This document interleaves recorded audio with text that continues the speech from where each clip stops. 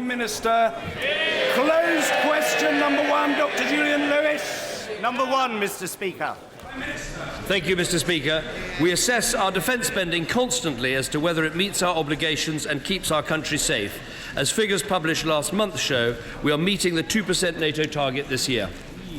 Dr. Julian Lewis. As the Prime Minister and indeed the Chancellor know, quality is not the issue with our armed forces, but quantity is. Given that we used to spend regularly between 4 and 5% of GDP on defence when we last faced a threat on the continent and a major terrorist campaign, should we not be aiming at a 3% target rather than the bare NATO minimum figure?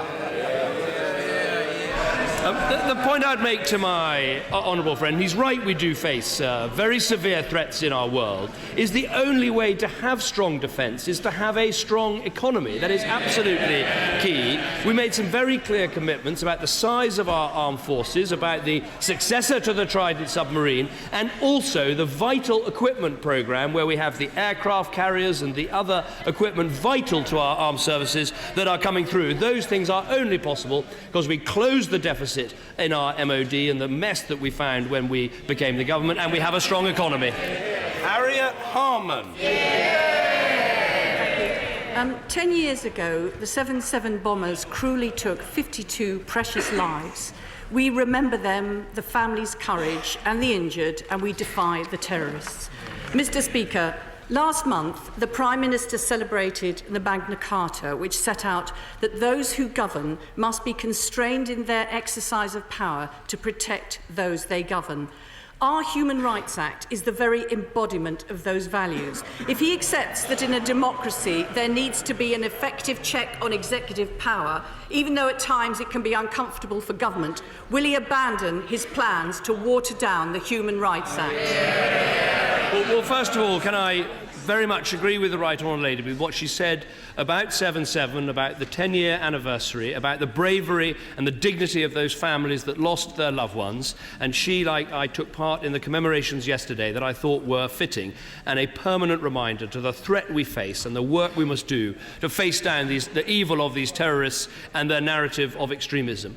The point she makes about the Magna Carta, I would say, demonstrates that there were human rights before the Human Rights Act. And the point I would make is our proposed reform is to have a British Bill of Rights so that more of these judgments are made by British judges in British courts. Harriet Harman. But it's very important that we're unhesitating in our compliance with international standards on this. Otherwise, it gives a strong signal to other countries that we want to undermine those standards. But there have been mixed messages from the government. Last week, senior government sources briefed the newspapers that the Prime Minister's view was that withdrawal from the ECHR, the European Convention on Human Rights, is not going to happen.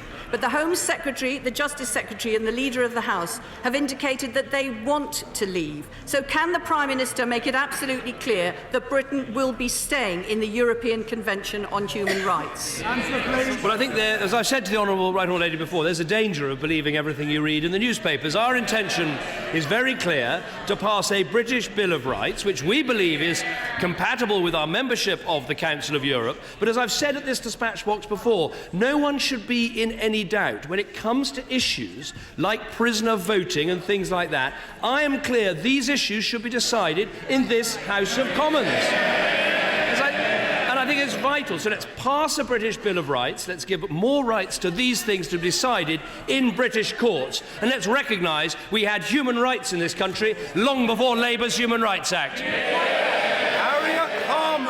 If, as he reassures us, we're staying in the European Convention, we might as well keep the Human Rights Act, which at least means we can go and get it in force in our courts. Mr. Speaker, 10 years ago, the UK was awarded the 2012 Olympics and Paralympics. When he took office, the Prime Minister promised that these games would see an increase in participation in sport. So can he tell us, has the number of people taking part in sport gone up or down since the Olympics? Participation in sport has gone up since the Olympics, and it has been a success, and we should all remember what an excellent Olympic Games it was.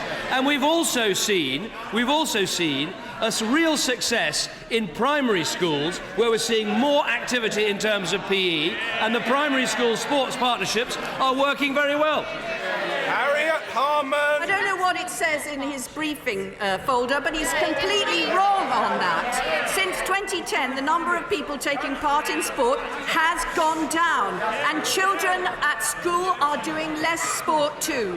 Does he agree that what we now need is a proper national strategy for sports participation, so we don't miss the golden opportunity presented by the Olympics, an opportunity his government is so far squandering?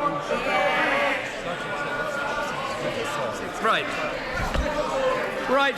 Are we, we're sitting comfortably. There are 1.4 million more people playing sport once a week than when we won the bid to host the Olympic Games. Right.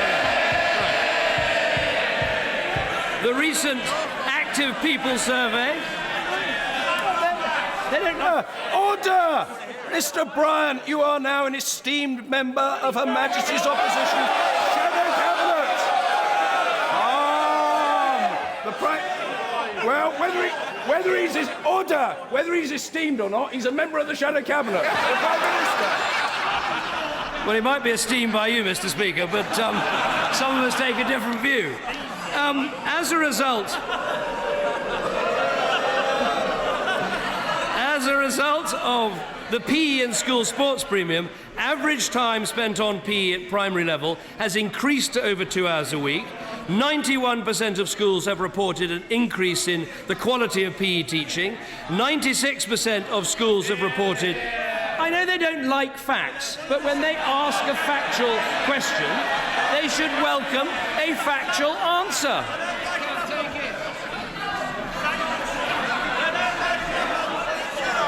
I've got all day, Mr. Speaker. Yeah. However long it takes, the answer will be heard. There's not much else on today, Mr. Speaker, so... And more than 8 in 10 schools are seeing a rise in the number of children doing sport in schools. The Olympics was a success for Britain. Sports participation has gone up. More is now happening in our schools, and we will build on that legacy. Harriet Harman!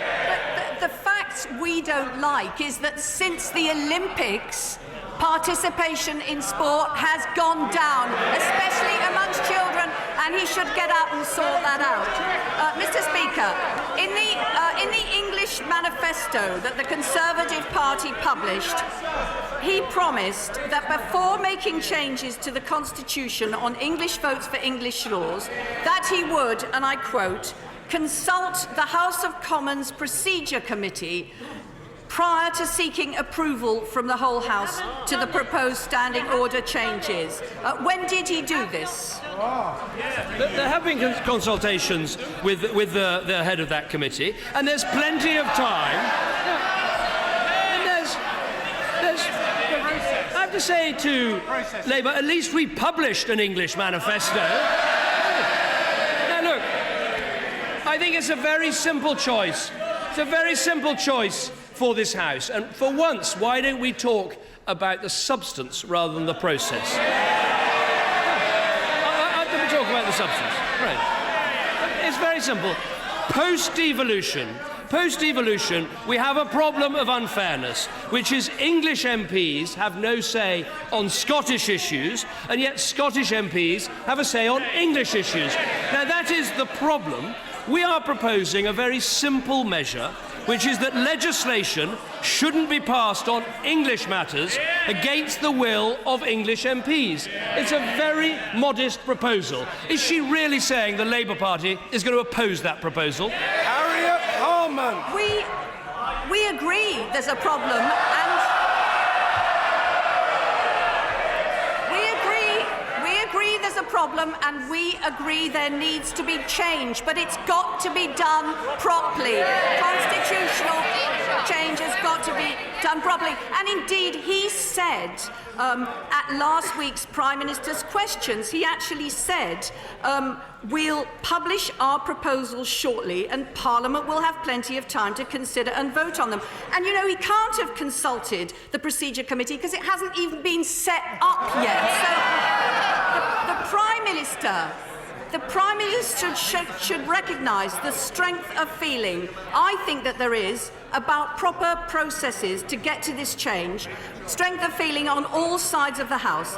I think he should consult properly, or actually he's breaking a promise he made in his manifesto. She talks about proper processes. We have published proposals. We're having a debate in Parliament, and there'll be a vote in Parliament. You know, I think the Labour Party, frankly, has got to get off the fence and tell us, do you support this modest proposal or not? We're still waiting for an answer. Chris Davis! Question 2, Mr. Speaker. I have meetings with Cabinet colleagues and others, and in addition to my duties in this House, I shall have further such meetings later today. Davis!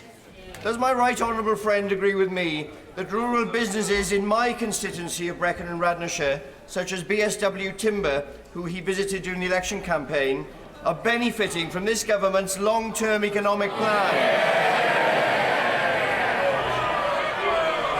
And can I also ask the Prime Minister what more his government can do to further promote apprenticeships and create jobs in all sectors of this vital rural economy?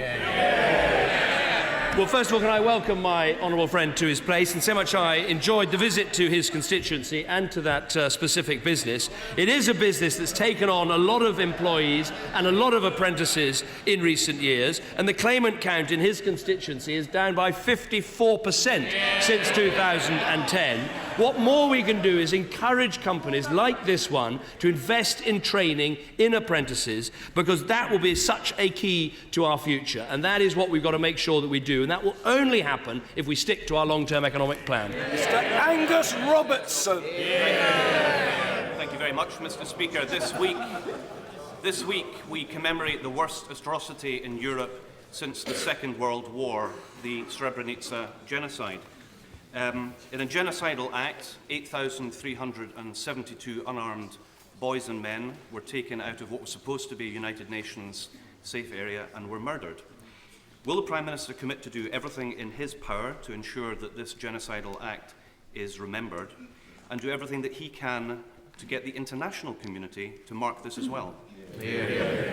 Well, I absolutely agree with the honourable gentleman about this issue. It was the largest act of genocide since the Holocaust on the mainland of Europe. As he said, 8,300 people murdered. The first thing is to be very clear, it was genocide. And to say to people who question that, they are genocide deniers. I'm very proud of the fact that Britain has the second largest set of commemorations and events to mark the anniversary of these dreadful events. We've also been holding the pen at the UN in drafting a resolution to try and bring the world together to make sure it is remembered in the right way. And we should continue to do all we can to keep this at the front and centre of European and world politics so people realise this was a genocide and we must learn the lessons from it. Angus Robertson.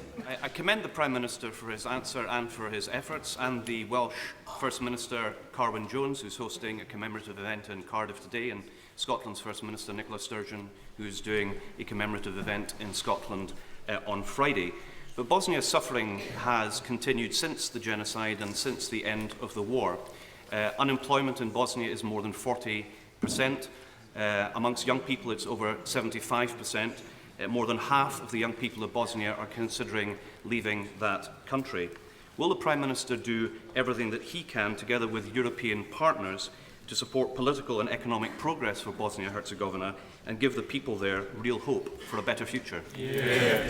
Well, I think the honourable gentleman is absolutely right, and that's why I met with the Bosnian president this week to discuss some of those issues, as well as talking about commemorating and remembering Srebrenica. I think what matters is making sure that the institutions in Bosnia work better and the politicians work better together in understanding their past and their shared future. I think it's very important we keep the door of access to the European Union open, but for that to happen, the institutions need improving, issues need to be properly dealt with, corruption and problems need to be addressed, but there's no doubt in my mind that the pathway to membership of the European Union has helped in Bosnia as it can help in the rest of the Western Balkans, and it's vital we keep that door open. Caroline Noakes.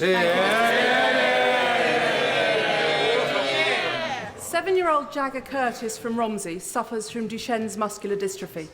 Every day he has waited for first NHS England and now NICE to make a decision about Translana is a day that threatens his mobility. Last week's decision to delay potentially for up to 5 months was a bitter blow. What action can my right honourable friend take to make sure that NICE makes that decision with the utmost speed? Well, what I'd say to my honourable friend, who quite rightly raises this issue, is these are incredibly difficult decisions, and we know how hard they are for patients and for their families. I think it's right that it's expert clinicians at NHS England and not politicians who make these funding decisions based on the evidence that's available. As she knows, NICE hasn't yet made a final decision on these drugs, so patients and their families and other experts can feed into their evidence gathering and consultation process. She asked what we can do. I think there are two things, frankly. One is, when we have these drugs that cost over £400,000 per patient per year, I think it's right to ask some pretty challenging questions of the companies concerned, and we should. And the second thing is, we must keep investing in our rare disease research, in genomics, and making sure that the NHS takes up these treatments rapidly. That's the sort of health service we want to build. Kirsten Oswald. Thank you, Mr. Speaker. I put it to him again that in his manifesto for England, which was the only part of the UK where he won the election, the Prime Minister promised on English votes for English laws to consult the House of Commons Procedure Committee before seeking approval from the whole House to the proposed standing order changes. We all know the committee's membership has not been agreed by the House. It won't meet until next week, and the evil vote is next Wednesday. Can the Prime Minister please tell us why he is breaking his manifesto promise? We are consulting the whole of the House of Commons, and the whole of the House of Commons will have a vote. And I think when the House of Commons comes to have its vote, it might want to consider what the leader of the Scottish National Party said back in 2007. You might find this interesting. He said this to the then Prime Minister in 2007: "Is it not completely iniquitous that English MPs are not able to decide matters in Scotland, but Scottish MPs from the UK parties can vote on matters which only impact on England?" That was the view. Now, given that our modest proposal would actually restrict the SNP from far fewer votes than their own self-denying ordinance does, I would think they should vote wholeheartedly with the government on this modest proposal. Michelle Donnellan. Thank you, Mr. Speaker. As the Prime Minister knows, my constituency of Chippenham covers 4 market towns, but our high streets have declined under years of Labour's neglect.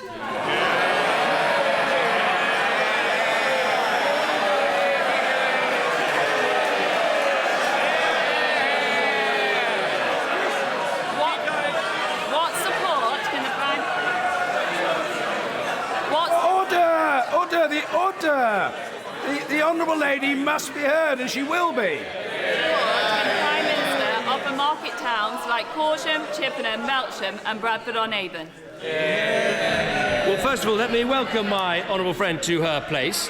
I do know her constituency well and spend a lot of time there with her before the election. What I'd say to her is the offer of devolution is not limited to cities. We're just as open to proposals from towns, counties and districts. But I'd say what we need to help our high streets is a strong economy, to press ahead with these local plans, to have deregulation of the class orders that sometimes prevents development taking place. And I would also argue, in the case of market towns, we should make parking easier and preferably free. Jonathan Reynolds. The decision to indefinitely pause the electrification of the Trans-Pennine rail line through Staley Bridge and Moseley means that my constituents face many more years of delayed trains, cramped journeys and less frequent services. Are these really the characteristics, Prime Minister, of a northern powerhouse? Isn't it typical of the Labour Party today that instead of trying to get behind the northern powerhouse and building a balanced economy, he says that there is an indefinite pause. That is not the case. We will be pressing ahead with this investment. And I think it's right that the Labour Party should be supporting it. Mark Spencer. Thank you, Mr. Speaker. Will the Prime Minister lend his support to plans to extend the Robin Hood line in North Nottinghamshire so that those people living in former coalfield communities can get access to transport and to employment, and those people who want to come as tourists can enjoy all that Sherwood Forest has to offer? No, I think the idea of the Robin Hood line is a very, very positive one. It's something we want to support, and we hope to make progress in the months ahead. Valerie Vaz. No. Thank you, Mr. Speaker. Last Friday at Walsall Football Club Stadium, there were tears, flowers and Walsall shirts and scarves as we remembered Joel Richards, aged 19, Adrian Evans, his uncle, and his grandfather, Patrick Evans, all Sadler's fans who were killed in Tunisia. So could I ask the Prime Minister if he could outline what steps he will take to ensure that bereaved families and those survivors of atrocities can have help immediately and in the future. Well, can I thank the Honourable Lady for her question, and I know the thoughts and condolences of the whole House go out to the families of the Honourable Lady's constituents, and I'm glad to hear that Walsall Football Club are facilitating this very fitting tribute, and it was very moving hearing about that on television. As I announced to the House last week, I've asked the Cabinet Secretary for advice on a ministerial committee to ensure that work is properly coordinated across government to support all those who've been affected. I was very struck yesterday talking to the victims of the 7/7 bombings that they had been supported across many years in many different ways, covering all sorts of different issues in their own lives and also in the way they wanted to commemorate those terrible events in London. And I want to make sure we do it as well in the case of the Tunisian atrocities, and so that's exactly what that committee will be set up to do. Christopher Pincher.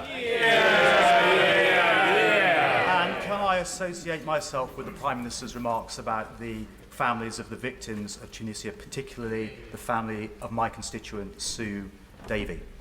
Mr. Speaker, in the last 3 years, unemployment in Tamworth has fallen faster than anywhere else in the country. Will my right honourable friend encourage high-tech firms like JLR and BMW to be the motors of the Midlands engine, and remind the Labour Party that Ed Ball's comments that our long-term economic plan would choke off jobs and growth was just plain wrong?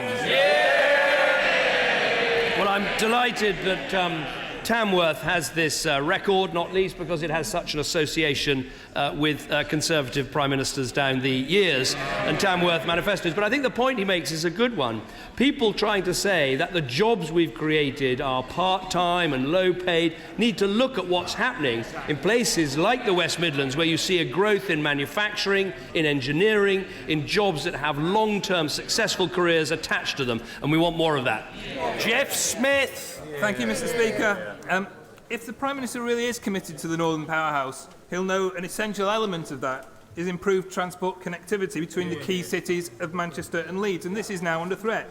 Given the vague and evasive answer he gave earlier, will the Prime Minister now join me in welcoming the Manchester Evening News campaign to get the electrification of the Trans-Pennine line back on track?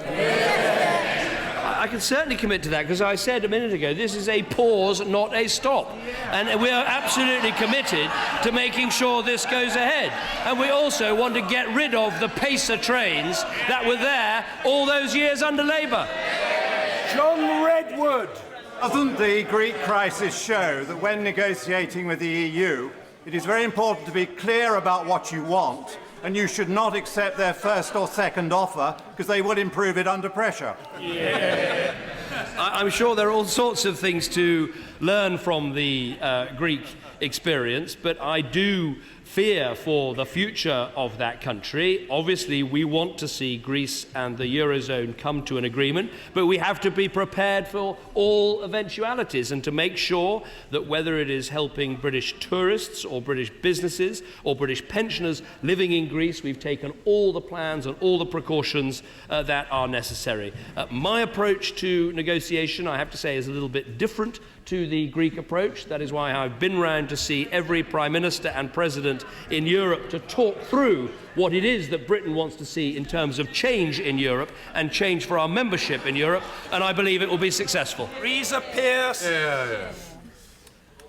What does the Prime Minister have to say in response to new figures from Age UK showing there are over 1 million elderly people in this country who are not getting the basic help they need to be washed, dressed or fed? Sure. Well, we need to see a continued improvement in social care in our country, and we need to continue to help pensioners in our country, and pensioner poverty is at an all-time low in our country because this party has kept its promises to uprate the basic state pension, to support the pensioners' benefits and to make sure people have dignity in their old age. Sir Roger Gale. Speaker, when my right honourable friend speaks to President Hollande in the immediate future, will he make it plain that he expects that the port of Calais will be kept open now and in the future for lawful travel in both directions? I think my honourable friend makes a very important point. I had a very good discussion with President Hollande last week. I think we have seen more action by the French police in terms of arresting the ringleaders and trying to keep roads and ports open. As I've said at this dispatch box before, I think it's important we don't engage in finger-pointing with the French. We recognise this as a shared problem. Our juxtaposed border controls in Calais work well for Britain and, I believe, can work well for France, and we should continue to work together to deal with this problem. Karen Smith. Thank you, Mr. Speaker. My constituents in Bristol South are still waiting for universal credit to be rolled out to them. In fact, they're still waiting for a timetable of planned rollout. We're about to hear about the latest stages of the government's welfare reforms.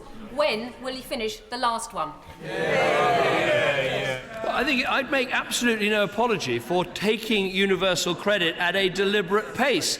All of us, many of us in this House can remember what happened when Labour introduced tax credits in one go and the people coming to our constituency surgeries with problem after problem. So it's quite right to do this at a deliberate pace, but I can promise her universal credit will be coming to Bristol South soon. Maria Caulfield. Thank you, Mr. Speaker. Every child deserves the best start in life, not least those who need adoption. Can my right honourable friend set out how the £30 million of extra funding will help even more children find a loving home? Well, I'm welcome to my honourable friend, and to say how important it is, I think, that we get this right. We saw a big increase in adoption in the last Parliament because of the changes that we made, and what we're putting on the table in this Parliament is extra money, but also the proposal to create regional adoption agencies so that, counties can actually, and other adoption agencies can come together. Because what matters is finding a loving family for the child rather than ensuring that it's in the precise geographical area where that child might be in care, because a loving home is what matters above all. Gabe.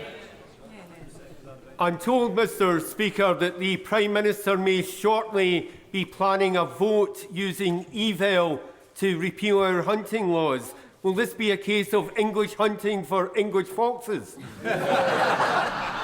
No, it'll be an opportunity for the House, as we were talking about earlier, an opportunity for the House of Commons to debate an issue and then have a vote. I don't know what everyone else came here for, but I think that's quite a good idea. Mr. Tim Norton.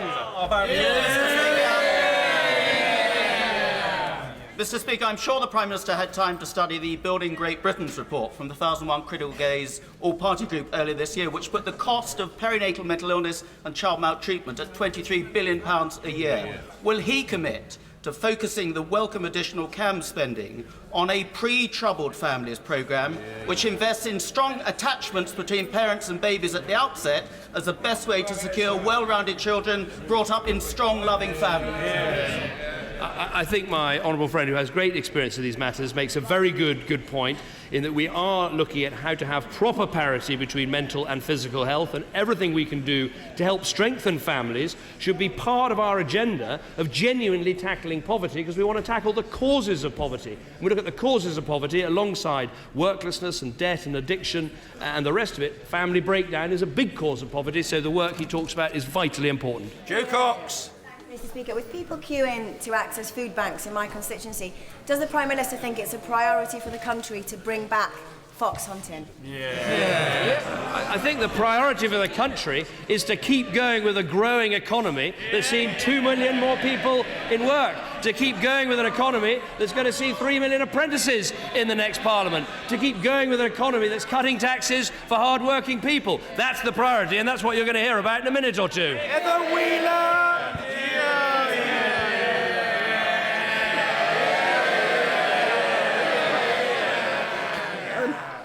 Derbyshire is at the heart of the Midlands engine powering the economy of the country. Sorry, Mr. Speaker, I think I've lost my voice. Would the Prime Minister congratulate the workers at Bombardier for winning the £358 million contract to supply 45 more trains for London, securing local jobs for the next 35 years? My honourable friend is absolutely right that just as I was saying that the automotive industry has been so important for the West Midlands in recent years, the growth in the train industry has been so important for the East Midlands in recent years, and the progress at Bombardier is truly impressive. I had great pleasure of visiting there earlier in the year, and they even let me drive a train. I wasn't very successful at that, but the company's doing very well. It's investing for the future, it's providing trains for our country, and that is putting through jobs and skills for the whole region. Justin Madders. Thank you, Mr. Speaker. I was surprised to learn in response to questions from myself and others that the government doesn't actually know where the Northern Powerhouse is. So, given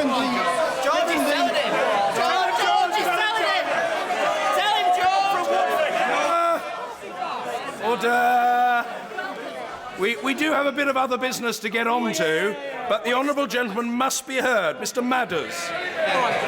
So, given the recent cancellation or pausing of major transport projects in the north, is it not in fact the case that the only place where the Northern Powerhouse can be found is in the Prime Minister's imagination?